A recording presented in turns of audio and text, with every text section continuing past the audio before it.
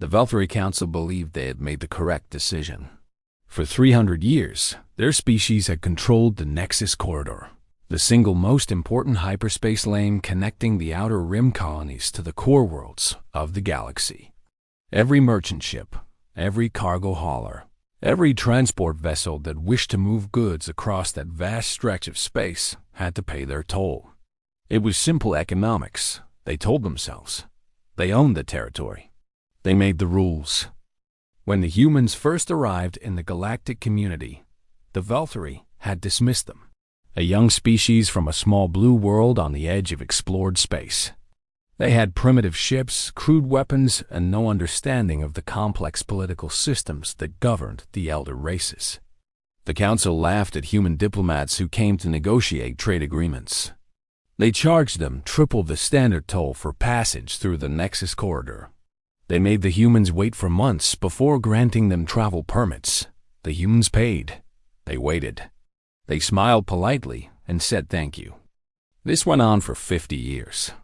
During those 50 years, the Valkyrie noticed something strange happening. Human ships were getting faster. Their weapons were getting stronger. Their colonies were spreading across dozens of worlds. But most importantly, their economy was growing at a rate that made no sense.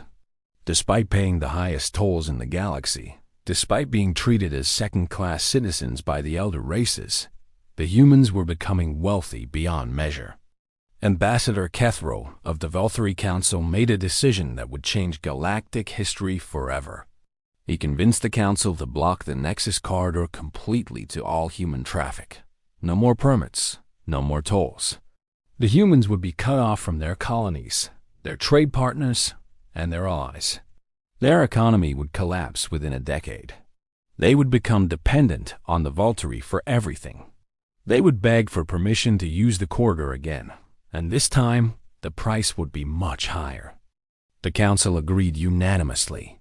They sent the message to the human government on a standard diplomatic channel. The Nexus Corridor was now closed to all human vessels. Any attempt to enter the corridor would be considered an act of war and would be met with the full military force of the Valkyrie Empire. The human response arrived exactly 1 hour later. It was not a diplomatic message. It was not a plea for negotiation. It was not even a formal declaration of war. It was simply a set of coordinates and a time.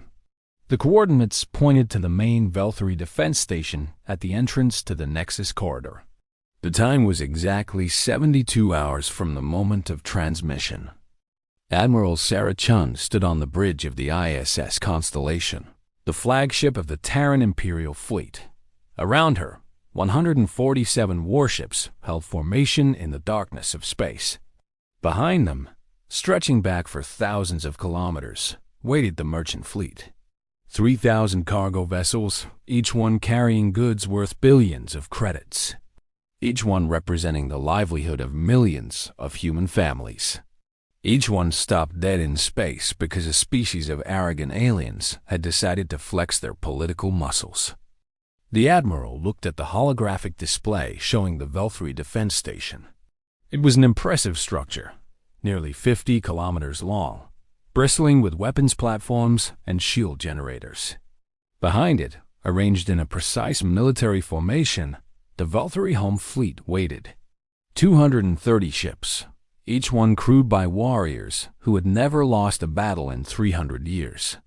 Captain James Morrison approached the Admiral with a datapad.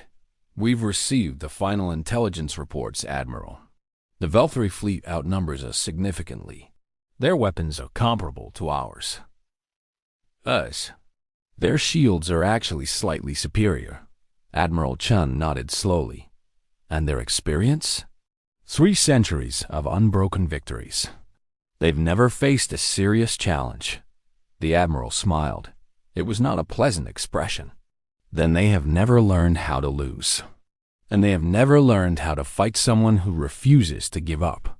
She turned to the communications officer. "Open a channel to the fleet. All ships." The channel clicked open. Across 147 warships, every crew member stopped what they were doing to listen. "This is Admiral Chun. In 3 hours, we will engage the Velthari fleet at the entrance to the Nexus corridor. I will not pretend this will be easy. I will not pretend that all of us will survive, but I will tell you what we are fighting for.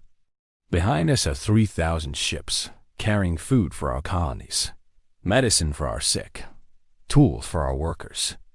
Every day that those ships sit idle, people suffer. Children go hungry. Hospitals run out of supplies. Factories shut down.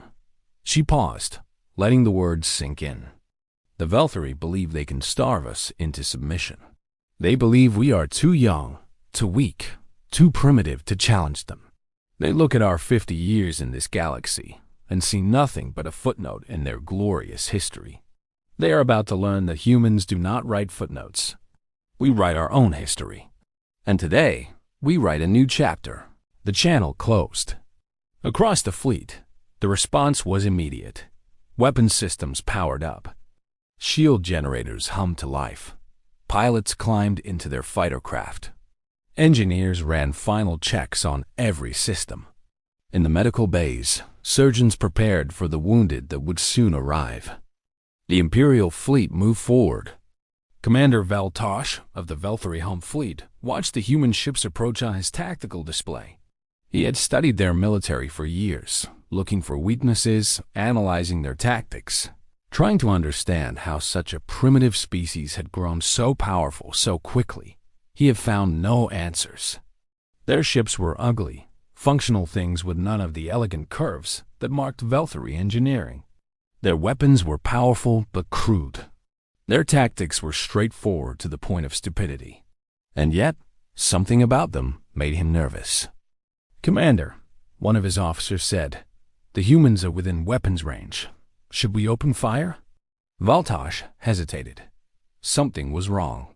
The human fleet was moving in a tight formation, presenting the smallest possible target. Their shields were already at maximum power.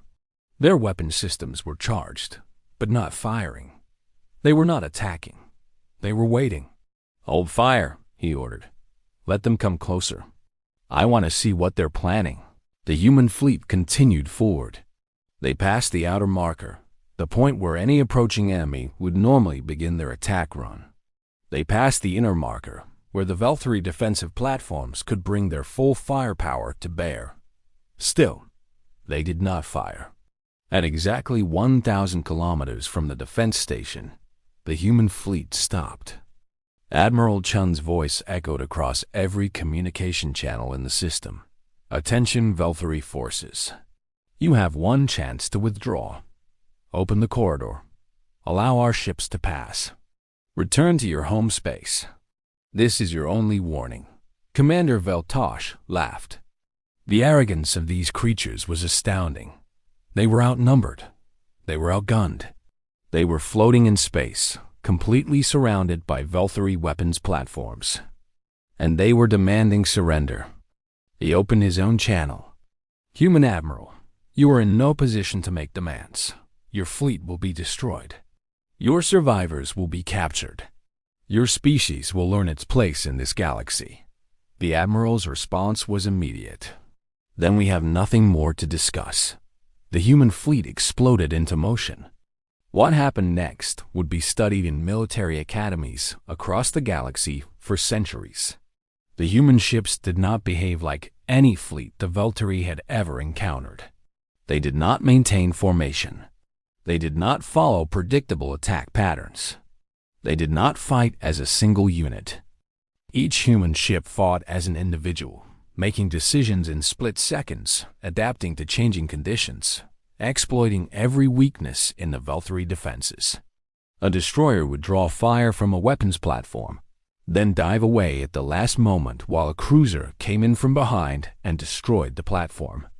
Fighters swarmed around the larger Velthari ships like insects, their weapons too small to cause serious damage, but their presence forcing the enemy to divide their attention. The ISS Constellation led the charge directly at the Velthari flagship. Commander Veltosh threw everything he had at it. Missiles streaked across the void. Energy beams sliced through the darkness. The human ship's shields flickered and failed. sections of its hull glowing red from weapon impacts. But it did not stop. It did not slow down. It kept coming. At the last possible moment, the constellation fired its main batteries. The weapons that humans had developed in secret, the weapons that no other species knew existed. They were called sunfire cannons, devices that compressed and directed energy in ways that Velthari scientists would later declare impossible. The Velthari flagship simply ceased to exist. Commander Veltosh had no time to process his shock before the human fleet was among his ships, tearing through his formation like wolves among sheep. Within 20 minutes, it was over. The Velthari home fleet was destroyed. The defense station was captured. The Nexus corridor was open. 3 hours later, the first human merchant ships began their transit through the corridor. The crews of those vessels looked out their viewports at the debris of the Velthari fleet, scattered across millions of kilometers of space. Many of them had been waiting for months, their cargo spoiling, their families struggling. Now they were moving again. Word spread quickly through the galaxy. The humans had done the impossible. They had challenged one of the elder races and won. They had not just defeated the Velthari fleet. They had annihilated it in less than half an hour. The species that had laughed at them, that had charged them triple tolls and made them wait for permits, that had called them primitive and weak, that species had just learned a very painful lesson. The Galactic Council held an emergency session. Representatives from 100 species watched recordings of the battle, analyzing every moment, trying to understand what had happened. Some of them realized something important. The humans had not used their full strength. They had held back, even in the midst of combat. They had been merciful to escape pods and surrendering vessels. They had captured the defense station instead of destroying it. This was not a species fighting for survival. This was a species sending a message. Ambassador Kethro of the Velthari Council was recalled from his position and executed for his failure. His replacement immediately contacted the human government with an offer of unconditional negotiation. The Nexus corridor would be open to all human traffic, toll-free, forever. The Velthari would pay reparations for the economic damage caused by their blockade. They would sign treaties guaranteeing free passage for all human vessels throughout their territory. The humans accepted. They shook hands with their former enemies. They smiled politely and said thank you. But everyone in the galaxy now understood something that they had not understood before. The humans had been patient for 50 years. They had paid unfair tolls. They had accepted insults and delays and discrimination. They had built their economy and their military in silence, never threatening, never boasting, never warning. And then, when someone finally pushed them too far, they had shown exactly what they were capable of. In less than a day, they had transformed from a young species on the edge of the galaxy into a military power that none of the elder races dared to challenge. Admiral Sarah Chun retired from active service 2 years after the Battle of the Nexus Corridor. She wrote a short book about her experiences, which became mandatory reading at every military academy in human space. The final chapter contained a single piece of advice for future generations. Never start a fight with humanity. But if someone else starts one, finish it so completely that no one ever thinks of starting another. The Velthari never blocked a human trade route again. Neither did anyone else.